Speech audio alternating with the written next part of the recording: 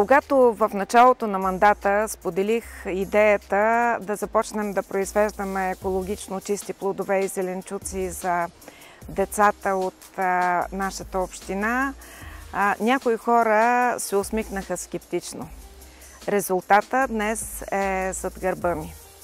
2 овощни градини за ябълки и за сливи от по 3 декара, 3 оранжерии тунелен тип, в който отглеждаме свежи зеленчуци, марули, лук, домати, пипер, краставици, тикви.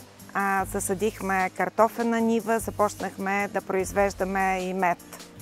Днес сме първата българска община, която е регистриран земеделски производител и производител на мед.